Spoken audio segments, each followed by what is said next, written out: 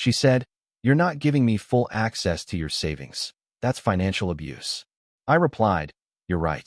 Then I just dumped her and moved on with my life. I'm Aaron, 31M.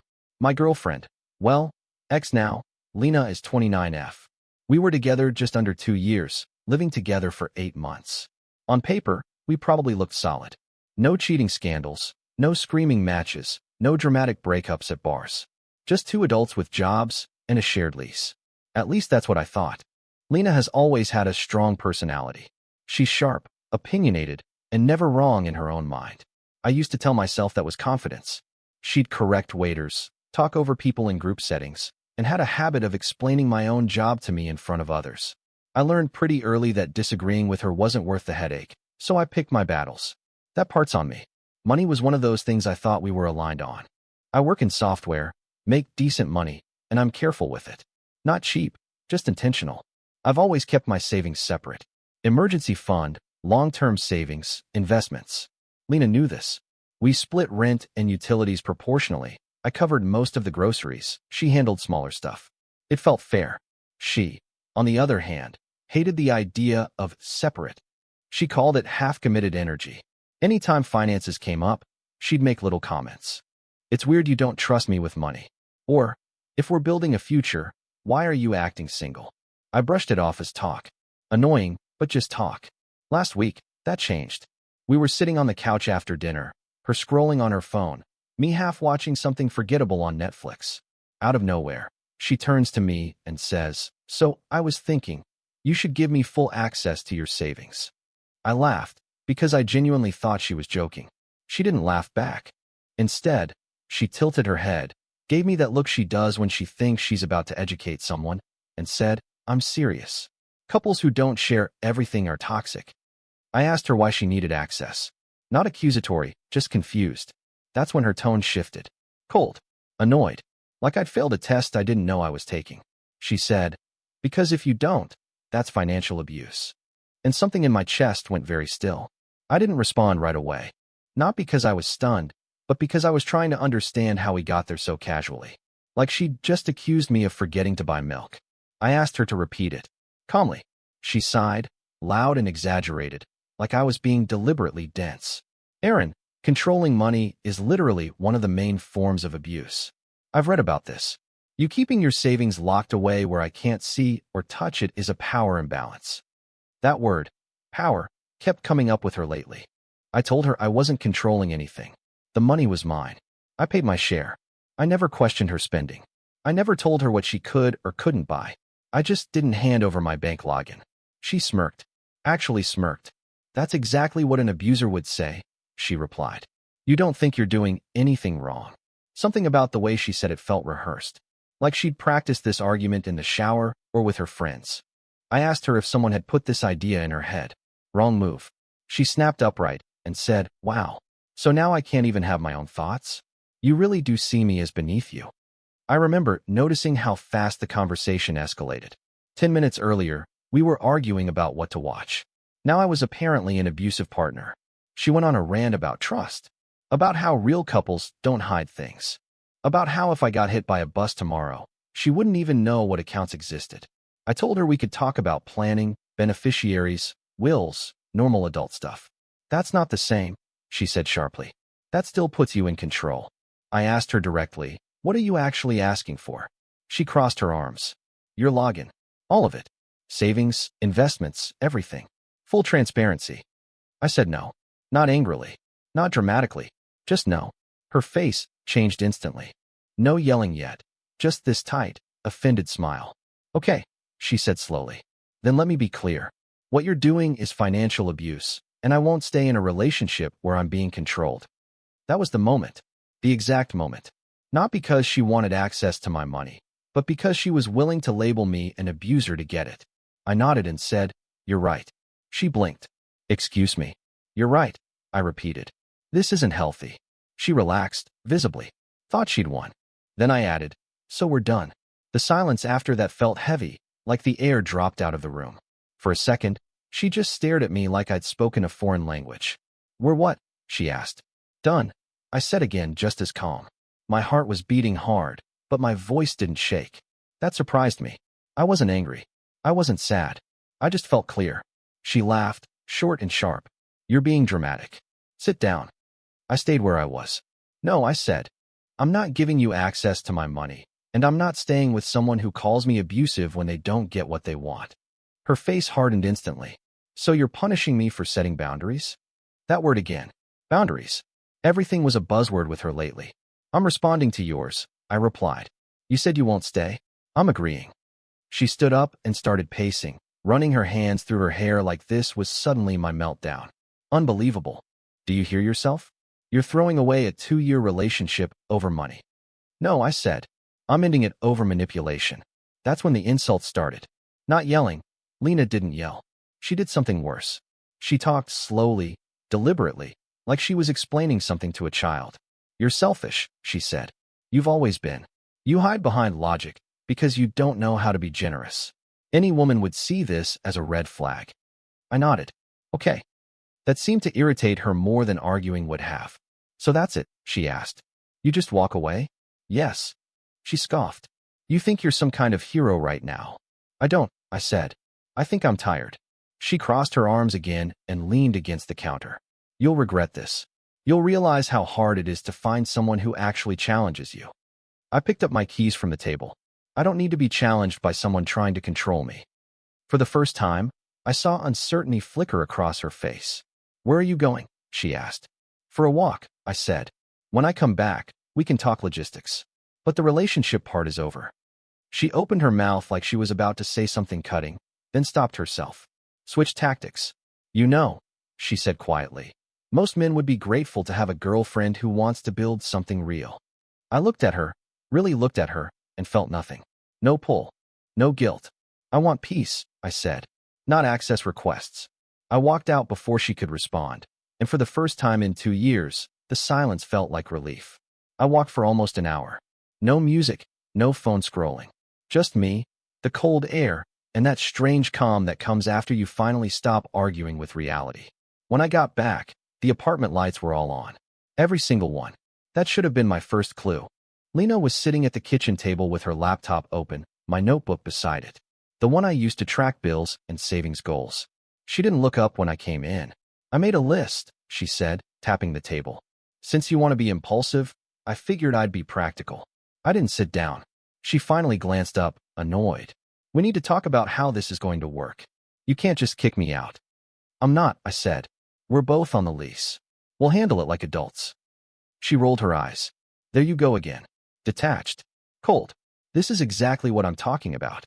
I noticed she'd already poured herself a glass of wine. It wasn't even 9 p.m. I told my sister what you said, she continued. She agrees this is financial abuse. Honestly, I'm being generous, even staying calm. That word again. Abuse. Thrown around like a tool. I asked her why my notebook was open. Oh, she said casually. I was just trying to understand what you're hiding. That did it. I told her to close the laptop. Now, she laughed. You're acting guilty. No, I said. You're crossing a line. She shut it, hard, and stood up. So what? Now you're going to lock everything down even more. Prove my point. I took a breath. Lena, listen carefully. We are broken up. I don't owe you explanations, access, or justification anymore. Her face flushed red. After everything I've invested in you. That stopped me. What exactly did you invest? I asked. She opened her mouth, then closed it. Tried again. Time. Emotional labor. Support. I nodded. So did I. She stepped closer. You think you're so superior because you make more money. I never said that.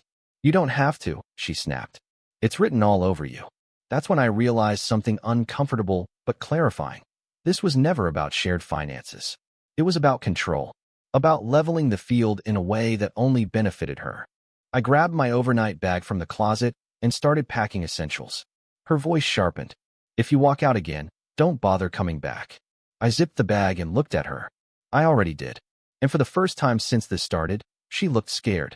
I stayed at a friend's place that night. Spare room, clean sheets, no questions asked. He didn't push for details, just handed me a beer and said, couch or bed. That was enough. The next morning, my phone was full. Missed calls. Long texts. Voice notes I didn't open. By the time I finally checked, the tone had already shifted. The first messages were angry. accusations about abandonment, about how I ran away when things got real. Then came the rewrites. I didn't mean abuse like that. You're twisting my words. We were just having a conversation. By noon, she was bargaining. We don't have to share everything right now. Maybe just visibility, not access. We can talk to a therapist. I didn't respond. That afternoon, I went back to the apartment with my friend. Not for emotional support, just a witness. I didn't trust her not to twist things later. Lena was waiting. She'd cleaned. Like deep cleaned. Candles lit. Music low. She was dressed like it was date night. You brought backup, she said, eyes flicking to my friend. Just here to grab my stuff, I replied. Her jaw tightened. You're really doing this? I nodded. She followed me room to room, narrating. You're acting like I stole from you. I was trying to build a future. You're proving you don't value partnership. When I picked up my documents folder, she snapped. So that's it, she said.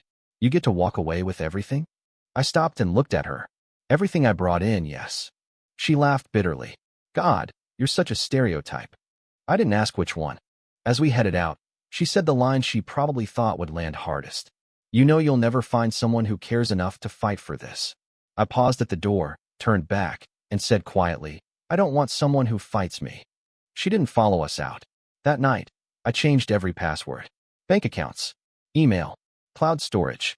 Not because I was scared, but because I was done pretending trust meant exposure. 2 days later, I signed a new lease.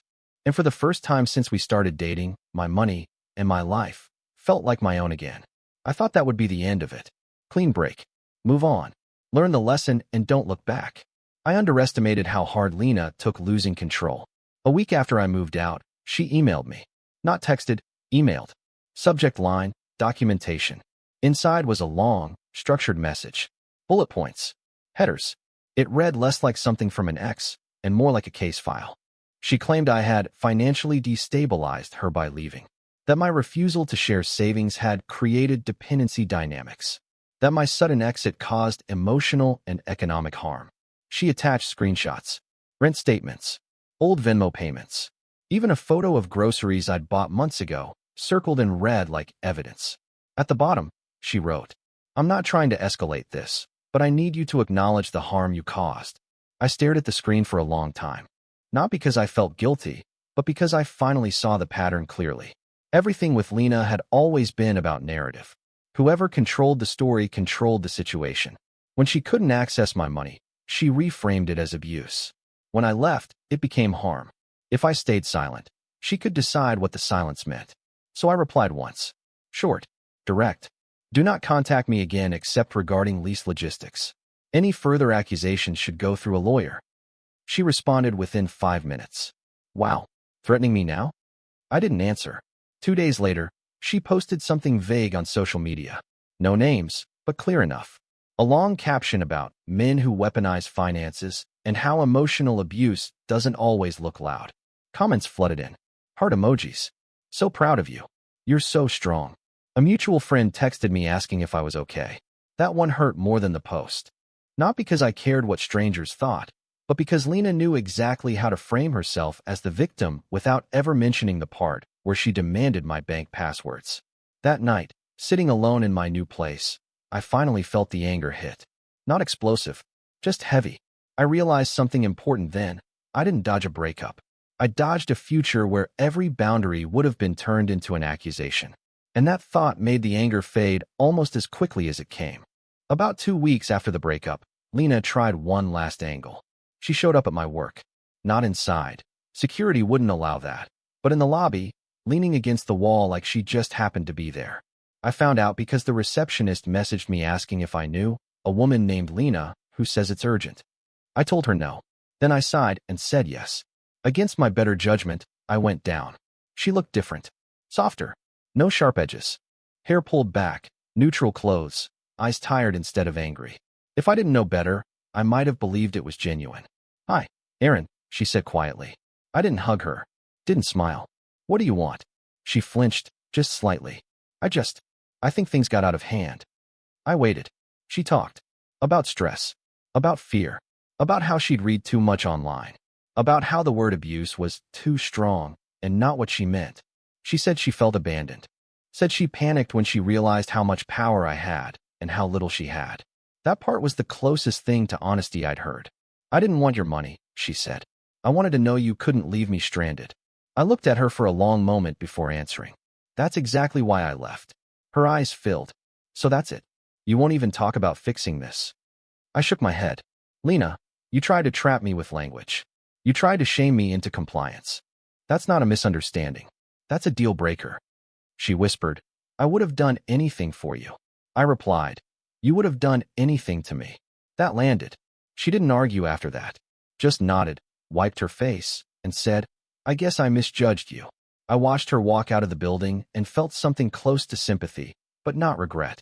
Back upstairs, I sat at my desk and realized my hands weren't shaking. My chest wasn't tight. There was no urge to chase closure. I didn't feel like I'd won. I felt like I'd stepped out of a storm before it turned into a hurricane. The fallout lingered longer than I expected, not in my life, but around it.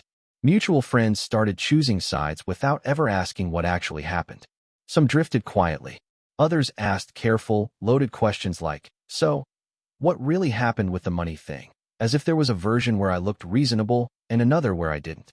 I kept my answers short. We wanted different things. Anything longer felt like inviting debate. Lena, meanwhile, kept posting. Not directly about me anymore, but adjacent. Articles about emotional labor. Infographics about invisible abuse. Quotes about men who fear commitment disguised as self-respect. She never named me, but she didn't have to. Anyone who knew us knew. What surprised me was how little it bothered me. A month earlier, I would have obsessed over every comment, every implication. Now, it felt distant, like reading about a character in a book I'd already finished. One night, I ran into her friend Maya at a grocery store. We'd always gotten along. She looked uncomfortable, like she'd been rehearsing something. Hey, can I ask you something? She said. I nodded. Did you really refuse to share money because you didn't trust Lena? I met her eyes. I refused because trust doesn't require surrender. She was quiet for a moment. Then she said, that's not how she told it. I know, I replied. Maya hesitated. For what it's worth, this isn't the first time she's done something like that. That stuck with me. After that, things settled. The lease issue resolved cleanly. No legal nonsense. No surprise emails. Just distance. And in that distance, I noticed how much lighter my life felt. No tension around spending. No subtle monitoring. No need to justify every boundary like it was a personal flaw. One evening, sitting alone in my new place, I checked my savings account. Not to guard it, not to stress over it, but just because I could. It wasn't the number that made me smile. It was the fact that no one felt entitled to it anymore. That's when I understood something important. The moment Lena called me abusive, the relationship was already over. I just happened to be the one who acknowledged it first. About 3 months after everything ended, something unexpected happened. Nothing dramatic. No confrontation. No message from Lena. Just a quiet realization on a random Tuesday night while I was making dinner. I wasn't bracing for anything anymore. No mental prep before checking my phone. No spike of irritation when a notification popped up. No background tension humming under normal moments. I was just there. Cooking. Existing. Calm. That's when it hit me how much energy the relationship had been quietly draining. With Lena, everything had been a negotiation disguised as intimacy. Every boundary was something she evaluated, pushed, reframed. If I said no, it became a conversation about why my no was problematic. If I stood firm, it became a flaw in my character. Nothing was ever allowed to just be mine. I started noticing the contrast in small ways. Friends asked favors without expectations attached. Coworkers respected a simple, can't right now. Even disagreements felt clean, no psychological gymnastics afterward. One night, I ran into Lena again. Same coffee shop we used to go to. Total coincidence. She saw me first. There was a brief flicker of something on her face, surprise, maybe irritation, but she recovered fast. Always did. Hey, she said measured. Hey, I replied. She asked how I'd been. I said good. She nodded like she'd expected that answer and didn't like it. You seem different, she said. I am. She tilted her head. Still guarding your independence like it's gold? I smiled just slightly. No, I'm just not giving it away. She didn't have a response for that. As she walked away, I realized something else too. If I'd stayed, if I'd handed over access just to keep the peace, I wouldn't have peace now. I'd have constant surveillance dressed up as trust. Compliance mistaken for love. I finished my coffee alone unbothered. And that's when I knew, whatever story Lena needed to tell about me, I didn't need to correct it anymore. A few weeks after that, a mutual friend sent me a screenshot. I didn't ask for it, but I'm glad I saw it. It was a post Lena had written late at night, longer than her usual vague captions. She talked about losing someone because they couldn't handle accountability, about how men fear transparency when they benefit from imbalance. The comments were split this time. Less blind support, more quiet questions. I didn't feel vindicated. I felt finished. That's the part people don't talk about enough. Not every ending needs justice. Some just need distance.